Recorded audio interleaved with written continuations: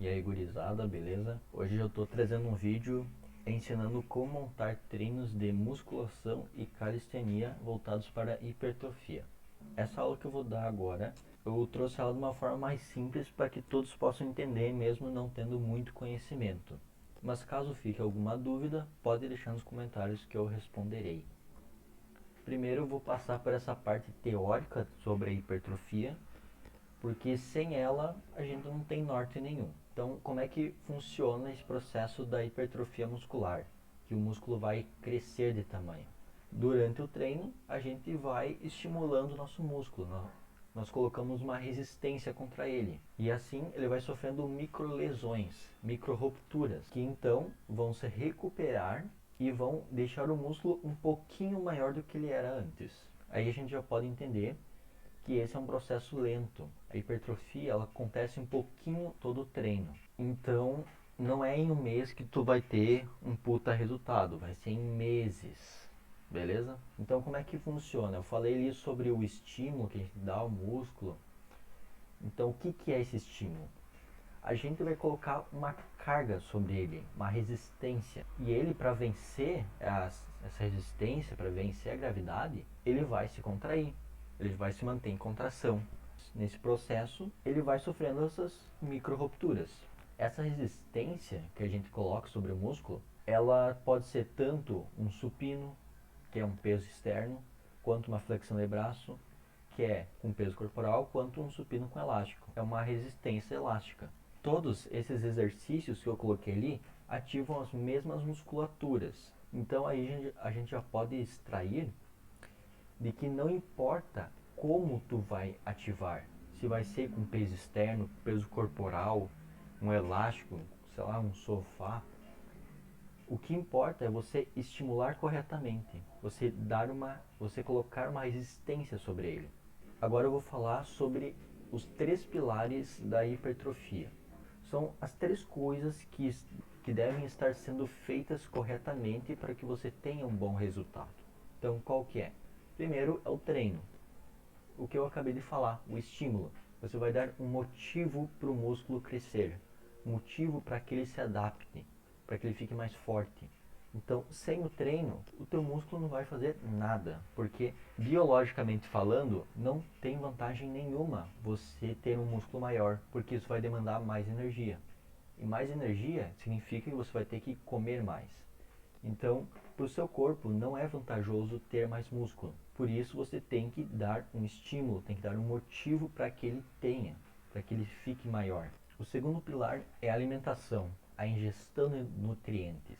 Eu não estou falando sobre dieta, porque a dieta é uma alimentação controlada, que você tem que ingerir tais alimentos em tais quantidades. Aqui eu estou falando da alimentação. Você ingerir nutrientes para que favoreça o seu músculo a ter hipertrofia, que dê recursos para o seu músculo hipertrofiar. Porque você, com treino, você já deu o motivo, agora você precisa dar um recurso para ele. E uma parte importante da alimentação é a ingestão hipercalórica. O que, que é isso? Você ingerir mais calorias do que gasta. Por quê? Porque além de você precisar manter o seu corpo funcionando corretamente, você precisa criar mais células, precisa criar mais músculos. E isso demanda energia. Demanda tanto energia quanto nutrientes. Então, uma alimentação favorável para a hipertrofia é essencial. E o terceiro pilar, que é muito negligenciado e que é importantíssimo, por isso que ele é um dos pilares, é o descanso, é a recuperação. O seu músculo ele não hipertrofia no treino. O treino só vai dar motivo. Ele só vai realmente hipertrofiar quando você descansar, quando ele se recuperar de tudo isso. Então, no treino você dá um motivo, na alimentação você dá os recursos e na recuperação você dá o tempo para que ele hipertrofie. Beleza? E um ponto importante se destacar é que é principalmente no sono que ocorre a hipertrofia. Então, ter boas noites de sono é importantíssimo. Agora eu vou falar sobre o conceito de progressão de carga. O que é isso? A cada treino que você fizer, ele precisa ser mais desafiador do que o anterior. Por que isso? Porque se tu foi lá e fez um treino no seu limite, beleza. Você deu um motivo, você se alimentou bem e descansou, beleza. Teu corpo recuperou como ele deveria recuperar. Então ele já está mais forte do que antes. Seu músculo já está mais hipertrofiado do que antes. Por isso que no próximo treino ele precisa levar uma pancada maior. Como é que se faz isso? Pode ser aumentando a carga ou adicionando caso não tenha, aumentando o número de repetições ou a intensidade do treino, que seria por meio de técnicas, diminuindo o descanso, aumentando as séries, enfim. Esse é o conceito de progressão de carga. E carga não quer dizer apenas um peso externo. Então, a progressão de carga vai ocorrer apenas no supino. Não, vai acontecer tanto na flexão de braço, no supino com elástico, em tudo, se você quer evoluir, né? Agora eu vou falar algumas informações importantes que você entenda. Primeiro, o número de repetições ideal é de 8 a 12. Só que você precisa chegar até a falha ou ficar uma repetição antes da falha entre 8 a 12 repetições na série. Por que isso? Porque os cientistas estudaram pra caralho e concluíram que essa é a gama de repetições ideal para hipertrofia. Você pode sim fazer menos repetições ou fazer mais repetições, não tem problema nenhum. Inclusive, é até interessante em alguns treinos você ir modificando isso aí. Então, fazendo um treino com mais repetições, fazendo um treino com menos repetições, fazendo com um misto, enfim. O tempo de descanso é de 30 segundos a 2 minutos. Pode ser menos tempo? Pode. Pode ser mais tempo? Pode. Só tem que aplicá-lo bem. Então, como é que eu sei quanto tempo eu tenho que fazer? Se você consegue fazer bastantes repetições, então tipo 12 ou mais de um determinado exercício, se você fizer menos descanso, você vai estar trabalhando mais resistência muscular. Se você consegue fazer menos repetições, então tipo 8, 6, 5 ou até menos, é interessante que você tenha mais descanso, porque é um exercício difícil para o seu corpo. E ele precisa sim se recuperar mais para poder executar a próxima série.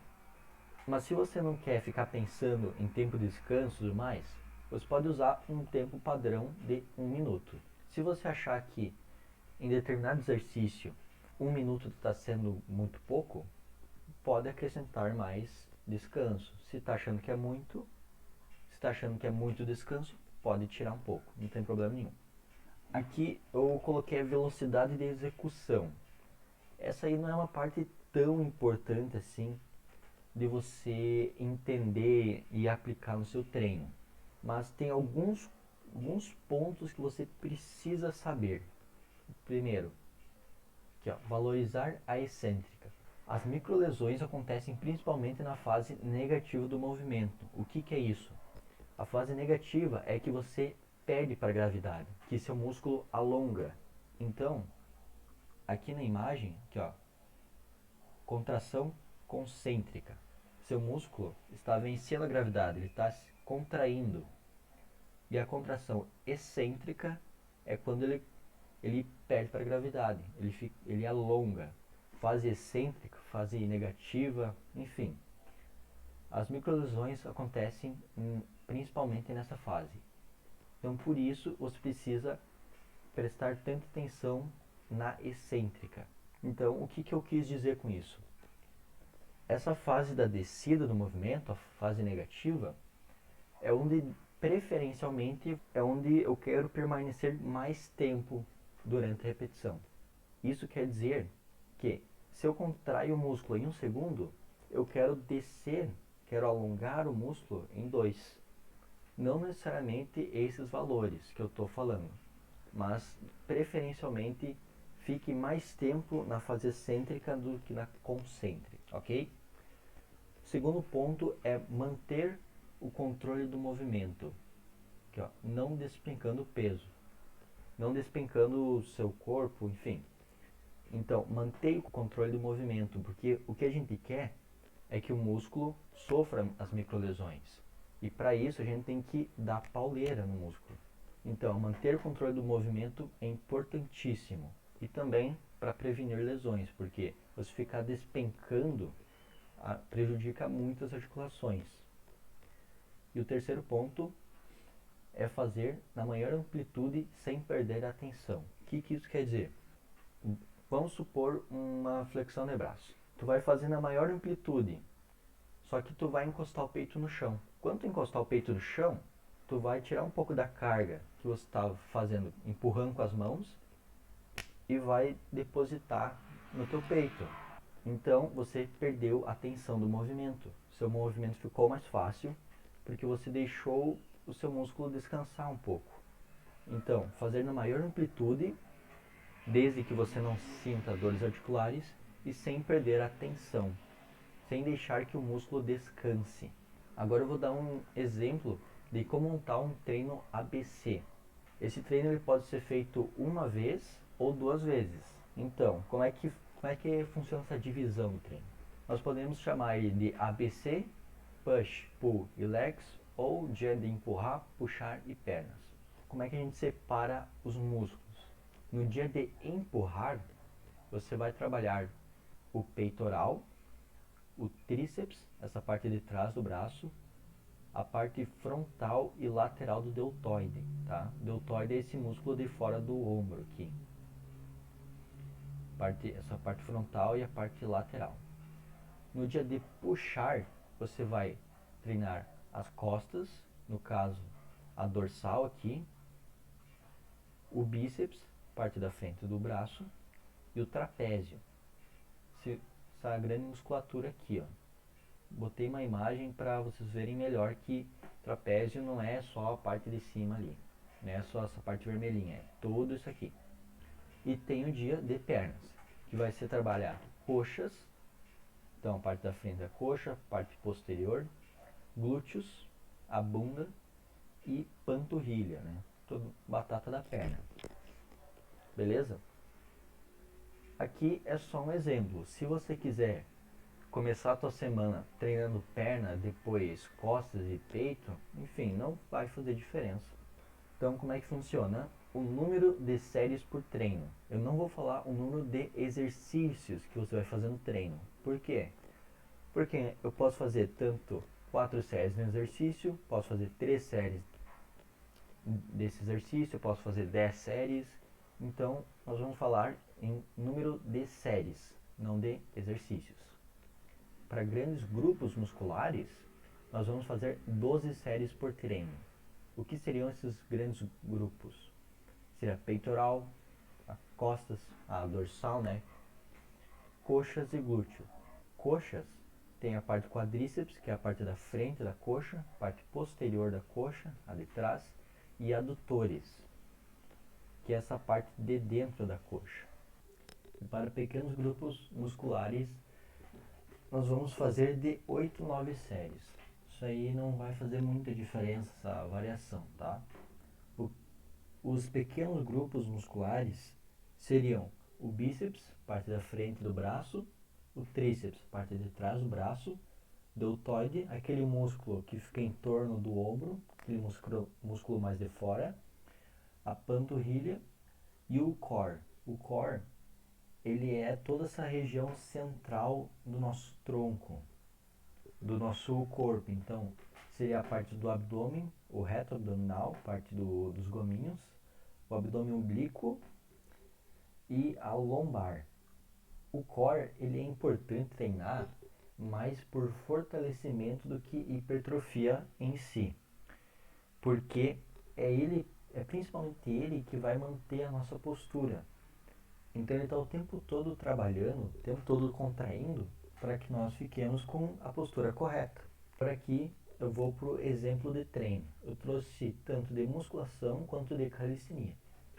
Então, o primeiro dia, o dia de push, dia de empurrar, vocês podem ver que os exercícios estão de cores diferentes, né? Então, tem verde, esse marrom e o laranja. E aqui, o verde seria o peitoral, um músculo grande, tríceps e o deltoide, músculos pequenos. E a mesma coisa se aplica para costas, bíceps, trapézio. Coxas e glúteos eu coloquei juntos, porque os, porque os exercícios de membros inferiores, na maioria das vezes, já ativam tanto a coxa quanto os glúteos. Então, mas enfim, coxas e glúteos verde, panturrilha, músculo pequeno, está em laranja. Então aqui, lá para peitoral, o verde. Eu coloquei supino reto, supino alterno inclinado, crucifixo reto, crossover com a polia alta.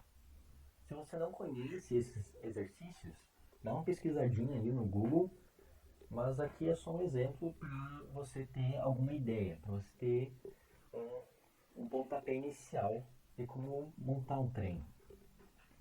Para tríceps. Aqui eu coloquei 4 exercícios, 3 séries cada um. Ok? E também eu fiz uma gama de repetições entre 10 e 12. Para tríceps, tenho tríceps testa, tríceps pulley.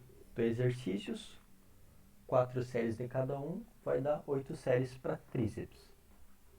Aqui para peitoral, 4 exercícios, 3 séries cada um, dá 12 séries para peitoral. E para a parte lateral e frontal do deltoide, 2 exercícios, 4 séries cada um, 8 séries no total. Para calistenia, eu trouxe uma forma diferente.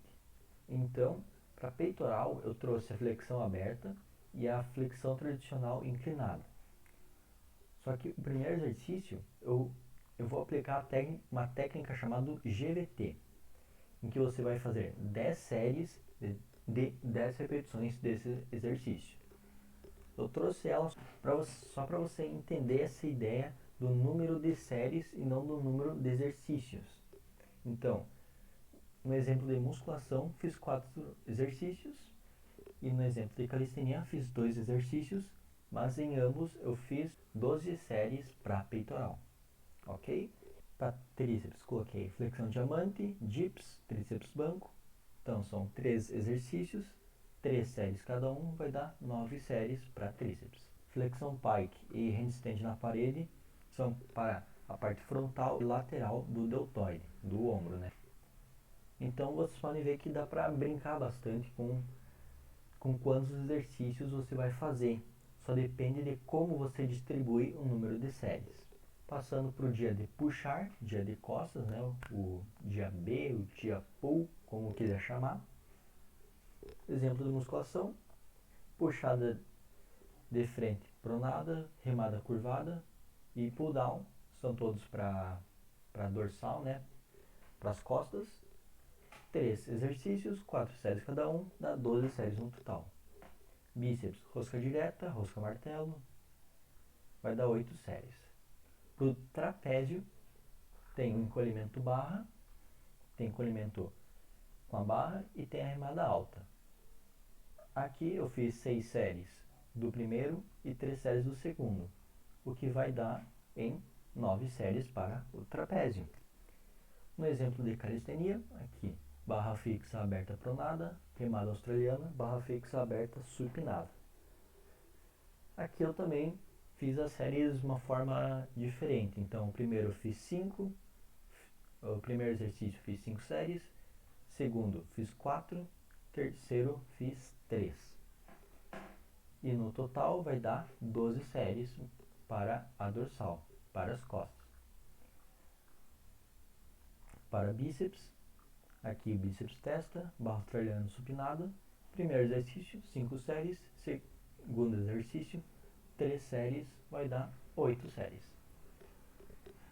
E para trapézio, encolhimento na invertida. Esse exercício, ele imita o encolhimento com a barra. Só que daí, como é um exemplo de exercício de calistenia, aqui a gente vai usar o peso corporal como resistência. E por último, o dia de pernas, o dia C, o dia legs. Aqui na musculação, agachamento, leg press, pés altos, elevação pélvica. Aqui vai dar 5 mais 3, 8. 8 mais 3, 12. Então, 12 séries para coxas e glúteos. E para a panturrilha, 2 exercícios vai dar 8 séries. E aqui o exemplo do treino de pernas para calistenia, tá? Então, o pistol squat, 3 séries, flexão nórdica, 3 séries, afundo búlgaro, 3, elevação pélvica unilateral, 3 séries. Esses 4 exercícios que eu trouxe aqui de exemplo, eles são muito bons de aplicar no treino, então eles têm uma carga considerável, né? Que nem, por exemplo, um agachamento comum, que ele é muito leve, então tu consegue fazer 70 deles seguido que não vai cansar ainda. Então esses aqui são uns exercícios muito bons para fazer. Flexão plantar, né? O exercício de panturrilha unilateral, 4 séries de 15, e flexão plantar com rest pause, que é uma técnica, 4 séries até falha. Nesse slide eu vou falar um pouquinho sobre essa divisão dos membros inferiores, porque a gente divide também os membros superiores em 2 partes, né? Então, a parte de empurrada, né? Peitoral, deltóide, tríceps, a parte de puxada, costas, bíceps e trapézio. E nas nossas pernas, nós também temos essa divisão. Então, nós separamos na parte anterior, né, o quadríceps, na parte posterior, que seria o bíceps femoral, alguns outros músculos e glúteos, ok? Aqui eu vou falar um pouquinho sobre o que cada músculo vai fazer. Tu não precisa saber o nome de cada músculo da parte posterior da coxa. Não é necessário, mas você precisa entender o que essa região faz. Porque entendendo como é que funciona, como é que é a biomecânica do nosso corpo, você consegue identificar que exercícios são para a parte posterior, que exercícios são para a parte anterior. Então vamos lá. O primeiro movimento é flexão de joelho. Então é você movimentar para cima, você flexionar o seu joelho. O segundo movimento, abdução de quadril. É você separar uma perna da outra, por assim dizer. Você levantar a perna nesse sentido aqui. E o outro movimento é extensão de quadril. Vocês podem ver que tem tipo uma cordinha aqui, né, na perna dessa moça. Isso na verdade está ligado a uma polia. Então tem uma tensão constante puxando para a direção contrária. E a extensão de quadril seria o movimento dessa flecha. Então, a perna dessa moça inicialmente estava aqui e ela levantou para cá. A extensão de quadril também ocorre em relação ao tronco. Então, está aqui, ela está com o tronco ereto. Se ela curvasse o tronco e voltasse, a parte posterior iria agir exatamente nessa parte de voltar o tronco. Se estiver ocorrendo o movimento da sua coxa aproximada das suas costas, é extensão de quadril. E se você curvar seu tronco e voltar, também é extensão de quadril. E a parte anterior da coxa a gente chama de quadríceps, que ela faz basicamente 2 movimentos. Claro que, na verdade, o quadríceps faz muitos mais movimentos e também existem muitos mais músculos que estão nessa região da frente da coxa. Mas aqui é uma forma bem simples de mostrar para você como é que funciona o nosso corpo. Então, ela está com o joelho flexionado aqui e ela vai estender. Essa é a extensão do joelho. E a parte posterior da coxa fazer o quê? Fazer a flexão de joelho. Então, um músculo é antagonista do outro, ou seja, ele faz o movimento contrário. E aqui a flexão de quadril, olha só, ela está com a coxa aqui e ela vai aproximar do tronco. Se você conseguir entender que esse movimento é a flexão de quadril, fica mais fácil de entender que o movimento do posterior de coxa é a extensão de quadril. Agora eu vou falar um pouquinho sobre o trapézio, quais exercícios você pode fazer para treiná-lo. Então aqui eu separei alguns exercícios para o trapézio. Aqui para a parte superior seria o encolhimento. Aqui o encolhimento com halteres, né? Eu citei ele antes no exemplo de treino. Então vai estimular essa parte mais de cima. E para treinar a parte inferior e medial dele, tem vários exercícios, que é a remada alta, que também vai pegar um pouco da parte lateral do deltoide. Tem esse aqui que é o crucifixo inverso, se eu não me engano. E esse exercício de calistenia é chamado face pull, que ele vai trabalhar também o trapézio e a parte posterior aqui do ombro. E só relembrando que eu falei antes do core, que é o abdômen, lombar e também os glúteos. Eu não citei lá para não complicar muito, tá? Então aqui o reto abdominal, o abdômen dos gominhos, o abdômen oblíquo, aqui seria a lombar e também os glúteos trabalham bastante nessa parte de postura. Você pode treiná-los em qualquer um dos dias. Se você quiser treinar ele no dia de peito, que é um dia que você tem mais tempo, pode ser, não tem problema nenhum. Se você quiser treinar ele no dia de pernas, tem um pouco menos de exercícios, pode ser também. Mas o importante é você trabalhar o abdômen e lombar, tá? Não precisa fazer mais exercícios de glúteos, tá? Se o teu treino de perna tá coerente, está tendo as 12 séries, provavelmente você está estimulando o seu glúteo de uma forma legal. Então é isso aí, gurizada. Agradeço a atenção de vocês. Qualquer dúvida, crítica, sugestão, pode escrever nos comentários que eu vou responder todo mundo. Eu ainda vou trazer alguns outros vídeos relacionados a treino, então relacionados a treino no geral, então exercícios para determinados músculos, outros tipos de rotina, outros tipos de treinos em si, né? Então fique ligado aí no canal, se inscreve, dá um like e deixe seu comentário, ok? Muito obrigado, valeu!